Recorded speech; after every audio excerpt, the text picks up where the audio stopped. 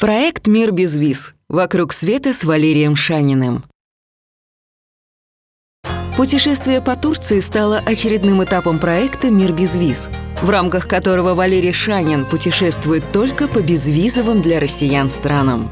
В поездке по Турции и Северному Кипру его попутчиками стали Майнур Клементьева с острова Сахалин, Михаил Иванов из Алма-Аты и Марина Осипова из Калуги. Турция. Чай и сладости.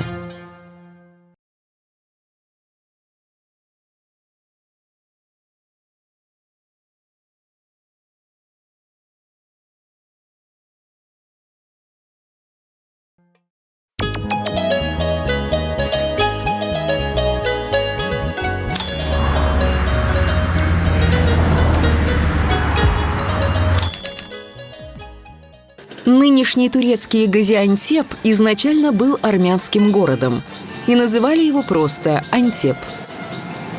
8 февраля 1921 года Великим национальным собранием Турции к названию города был добавлен титул «Гази», что означает «храбрый».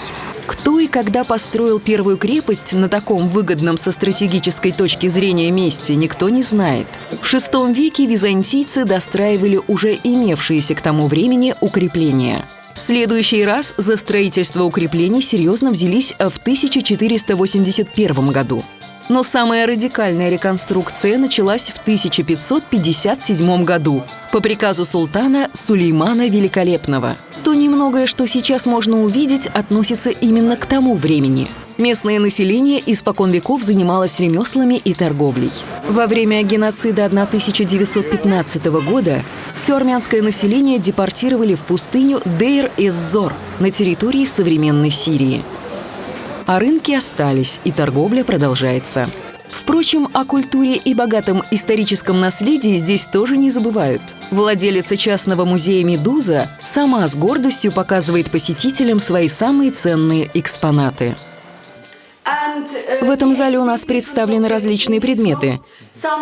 Изделия из золота, серебра, ювелирные украшения, а также изделия из бронзы и обожженной глины.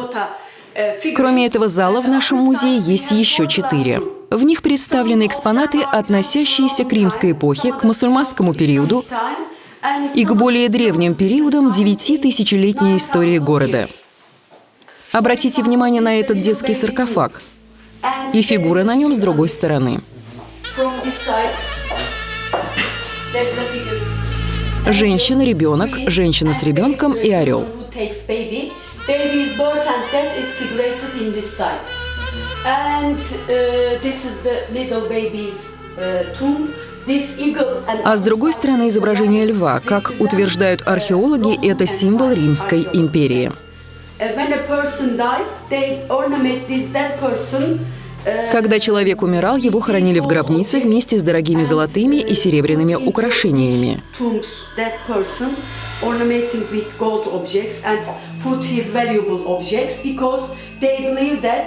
Клали туда и ценные предметы. Глаза и рот закрывали кусочками золота.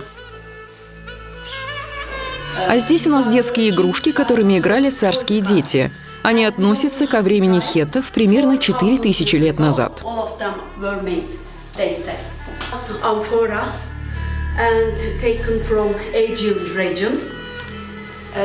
Этой амфоре около 3000 лет.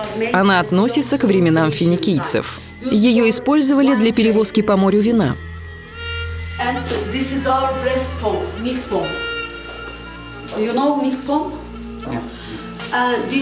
А это оригинальное приспособление для отсасывания излишков грудного молока у кормящих женщин.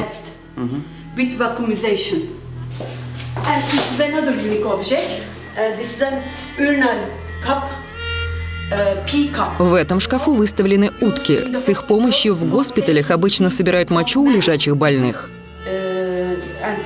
Обратите внимание на этот предмет. Его сделали для царя периода римского правления 2000 лет назад. В музее собрано огромное множество таких же оригинальных, не характерных для обычных музеев предметов. Коллекция сравнительно небольшая, но очень насыщенная и подобрана с большой любовью. Это даже не музей, а частное собрание. Предметы в нее подбирались, исходя из общего принципа – побольше оригинальности, необычности.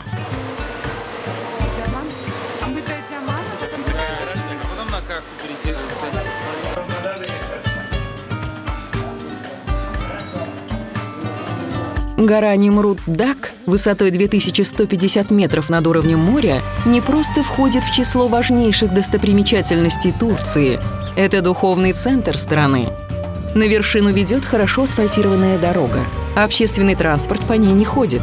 Но нашим путешественникам повезло. Попался попутный водовоз. Часть пути удалось проехать. Дальше только пешком. Все выше и выше и выше. Подъем плавный, но долгий. Идем пешком на гору Немрут. Немножко подхалтурили, подъехали на машине с бочками воды. Но последний километр по-честному, с рюкзаками вверх. Сама по себе гора не очень большая. О ней сейчас никто бы и не слышал, если бы не оригинальное святилище на ее вершине. Буквально последние метры. Гробницу построил в 62 году до нашей эры царь Комагены Антиох I Теас из армянской династии Ервандидов. При жизни этот правитель ничем себя не проявил и канул бы в лету, подобно тысячам других царей и царьков. Но благодаря гробнице он обеспечил себе посмертную славу на века. Над гробницей насыпали высокий курган, а перед ним расставили гигантские статуи до 8-9 метров высотой. От большей части из них сохранились только головы, но и они производят сильное впечатление. Самое большое и удивительное сооружение – алтарь. На нем в ряд сидят боги, а их головы сложены снизу, у них под ногами. На гору можно попасть с двух противоположных сторон – со стороны Адыямана и со стороны Малатьи. Туристические группы подвозят и отвозят назад по какому-то одному пути, сквозной дороги тут нет. Но у самостоятельных путешественников есть прекрасная возможность подняться на гору с одной стороны, а спуститься с другой. Вниз также можно было бы идти по асфальтированной дороге, но напрямик, очевидно, короче, пусть и немного круто. В долине растет виноград,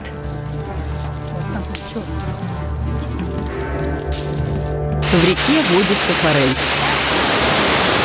Интересная технология. На попутной машине добрались до Малатьи.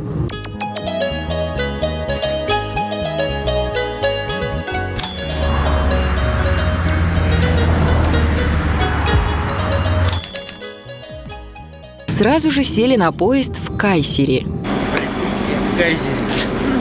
В 3 часа 45 минут ночи.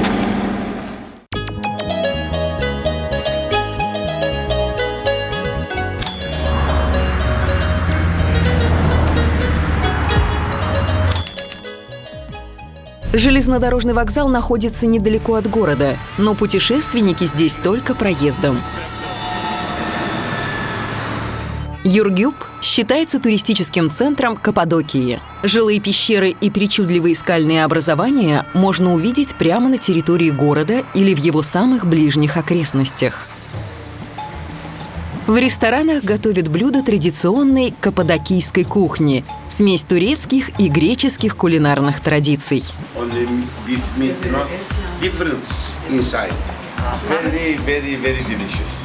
Специально для туристов реставрируют район Кайякапы в центре старого города.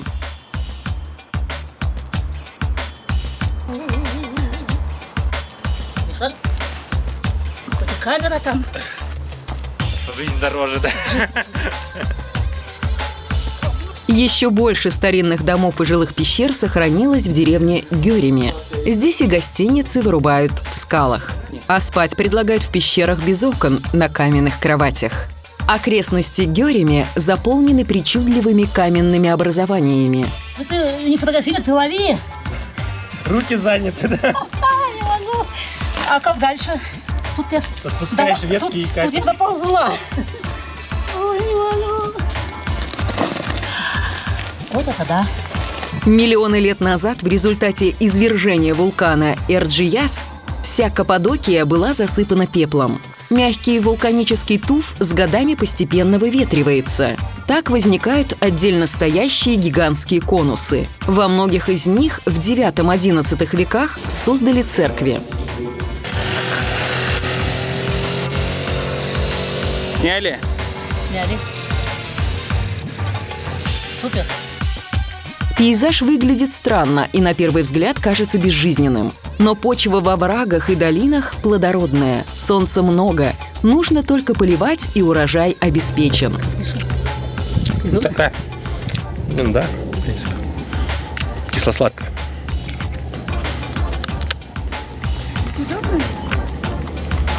Здесь! Из Гёреми путешественники отправляются на самый юг Каппадокии. В город со странным для русского уха названием «Нигде». Хотя правильнее, конечно, говорить «нигде».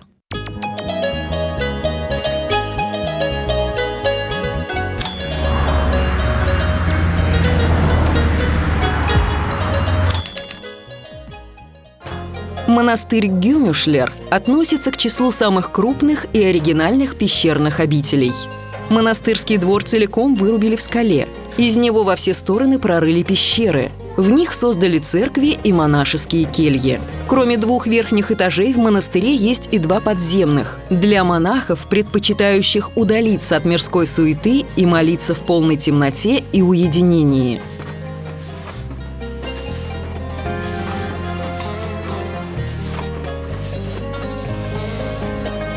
Монастырь был создан в XI-XII веках и был назван по имени города, в котором он тогда находился. Горожане также жили в пещерах, вырубленных в той же самой скале по соседству с монастырем.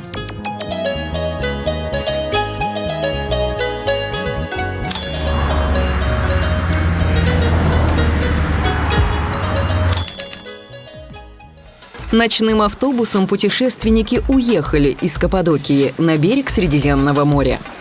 Из турецкого порта Ташуджу ходят паромы в кипрский порт Гирне. Северный Кипр, как Абхазия или Южная Осетия. Это самостоятельное государство, признанное только одной единственной соседней страной.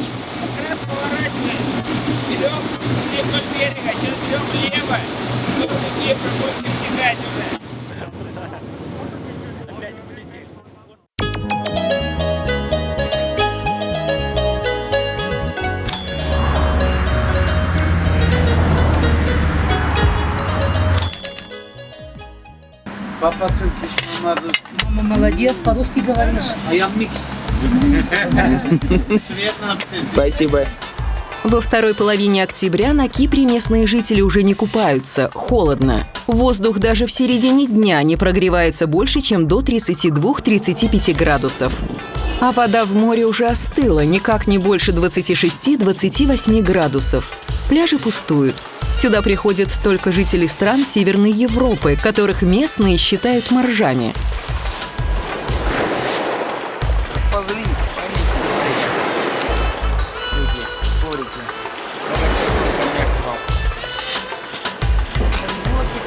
На Северном Кипре есть и турки, и европейцы. Но кого здесь нет, так это греков. Они переехали на южную часть острова. Но землю свою не продали, а государство ее реквизировать не спешит. Поэтому на таком благословенном острове в центре Европы так много пустырей. Оставленные греками церкви постепенно ветшают и превращаются в руины. Иначе сложилась судьба церквей, признанных историческими или архитектурными памятниками. В Есентепе, например, построенную еще при крестоносцах церковь переделали в мечеть, а находящаяся в густом сосновом лесу в 5 километрах от поселка церковь Антифонитис стала музеем.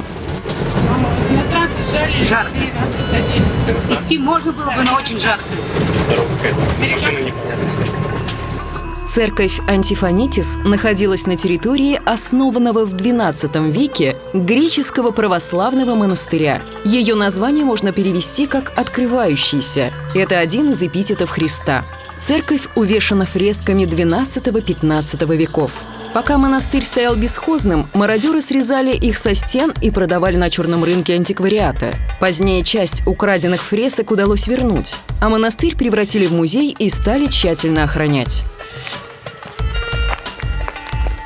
На Кипре путешественники постепенно перешли на дикий образ жизни. Спали на пляжах, ходили пешком или перемещались автостопом. Ну куда вы прям все? Испугался, смотри, как испугался. Испугался, да, на ту сторону переехала. Автостоп на Кипре неплохой, но все же хуже, чем в Турции. Long distances. За рулем много европейцев, а они не могут понять, как в одну маленькую машину можно посадить сразу 4 автостопщиков.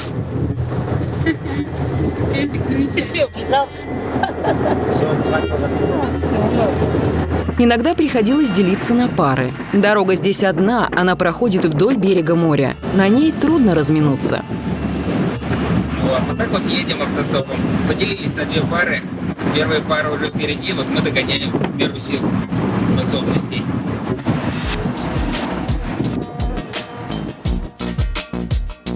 Высокую скалу с видом на море и чуть ли не половину Северного Кипра облюбовали монахи-отшельники. Во времена Византийской империи здесь создали монастырь Девы Марии Кантары. Позднее на его месте построили крепость или замок, а скорее сторожевой пост. Воевать здесь было не за что, а главную дорогу острова отсюда видно прекрасно.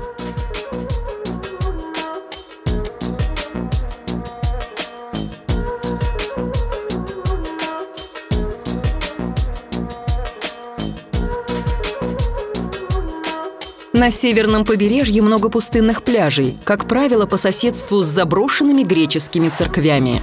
Никого нет, но песок покрыт толстым слоем мусора. Его регулярно выбрасывает море, а никто не убирает. Только что вышли, ночевали на пляже, на какой-то помойке, там, как оказалось, с утра. Только шли к дороге, едет грузовичок, мы бегом, мужик нас увидел, остановился, добежали. Вот едем куда-то в сторону Едеринкоя.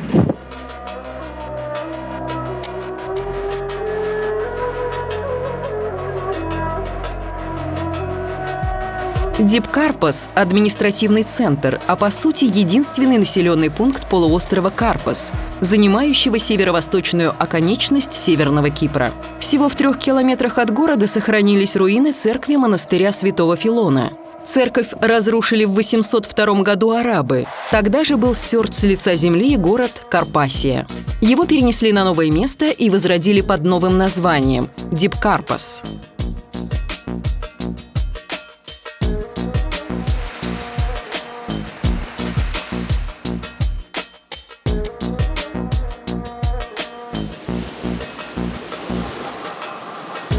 Дорога вначале идет вдоль моря.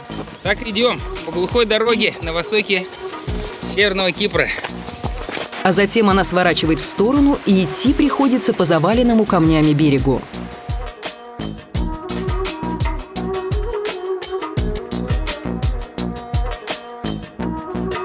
Полуостров Карпос, расположенный в северо-восточном углу Северного Кипра, поражает своей пустынностью.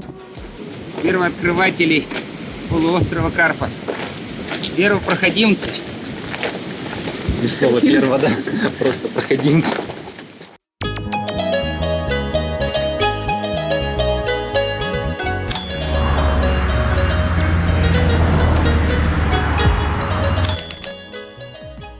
Мыс Апостола Андрея – крайняя точка полуострова. После него дорога поворачивает на юг и идет вдоль восточного побережья. Населенных пунктов и здесь нет, но уже встречаются отели и кемпинги для туристов. Согласно преданию, в 1 веке нашей эры на Кипре 3 дня провел апостол Андрей. Судно, на котором он плыл в Рим, пристало к берегу, чтобы в тихой бухте дождаться попутного ветра. На этом месте позднее появилась церковь Святого Андрея. Когда именно это произошло, неизвестно. Но в 1003 году в ней побывал паломник из Англии. Ему и принадлежит первое письменное свидетельство. Неизвестно, кто и когда построил церковь. Также никто не знает, когда и почему ее забросили. В 1855 году на бесхозных руинах заложили новый храм. Он до сих пор действует, несмотря на то, что грекам пришлось его покинуть. Нападает. Дикий осел. Ослы считаются дикими и занесены в Красную книгу. Но в диких местах их почему-то не встретишь, там одни колючки.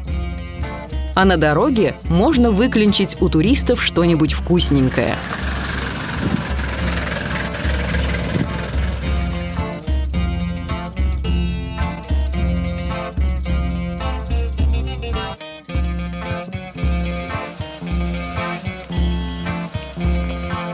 Вдоль всего побережья полуострова Карпас тянутся пляжи.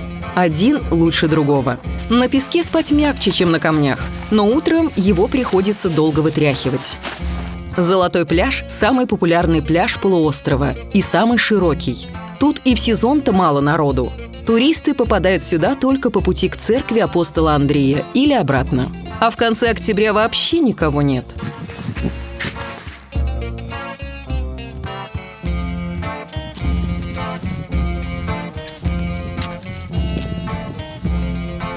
Дип Карпас находится не на берегу моря, но, оказывается, до него можно доехать и на моторной лодке. А затем вновь вернуться к традиционному виду транспорта. Обзор, ветер.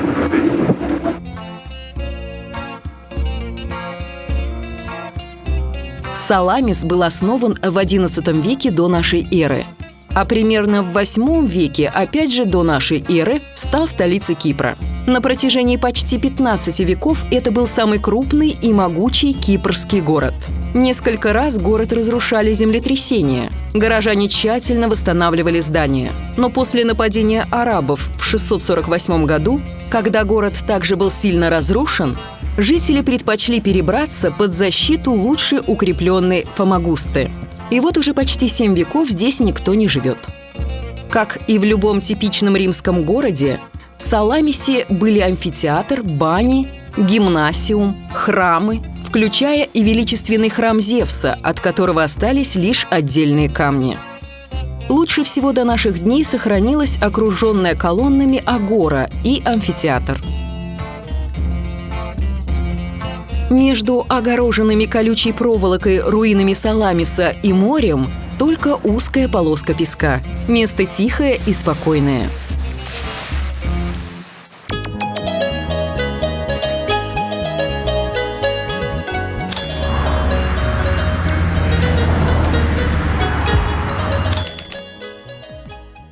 Старый город Фомагуста, или по-турецки Газимагуста, окружен со всех сторон высокими каменными стенами. По легендам, здесь было 365 церквей. Большая часть из них разрушена, а самые большие и ценные перестроили в мечети. Собор святых Петра и Павла в конце XVI века стал мечетью Синан-Паша. Рядом со стеной похоронены самые уважаемые мусульманские святые и ученые. Нынешняя мечеть Лала Мустафа Паша – это бывший кафедральный собор Святого Николая, построенный в XIV веке по образцу Реймского собора во Франции. Снаружи здание по-прежнему больше похоже на христианский собор, а внутри что-то среднее между христианской готикой и исламским аскетизмом. В Фомагусте, как и в Турции, есть лаканты, и в них чорба. В Фомагусте любят и умеют делать восточные сладости. Огромный ассортимент тортов, пирожных и печенья выставлен в витрине. Тут же за чашкой чая их можно продегустировать. Замок, который сейчас называют замком Отелло, был построен в XIV веке. Для большей надежности его со всех сторон окружили рвом с водой. В реконструкции замка принимал участие и Леонардо да Винчи, который побывал в Фомагусте в 1481 году. Исторических свидетельств, что здесь жил ревнивый мавр, ставший прототипом главного героя в пьесе Шекспира, нет. Но замок все равно назван именно его именем. С единственной целью – привлечь побольше туристов. Центральная улица упирается в ворота. Это был вход в город со стороны моря.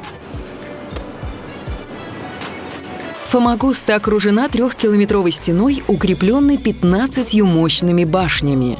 Стены строились по проекту самого Леонардо да Винчи. Это не банальное защитное сооружение, а настоящее произведение инженерного искусства.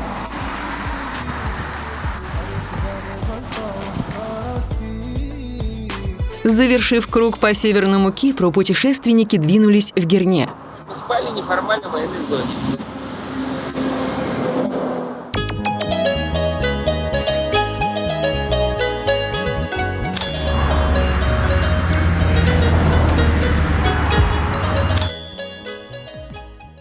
Греки назвали этот портовый город Кирения. Крепость начали строить в X веке, а затем все время перестраивали, укрепляли и расширяли. Сооружение получилось величественное и надежное.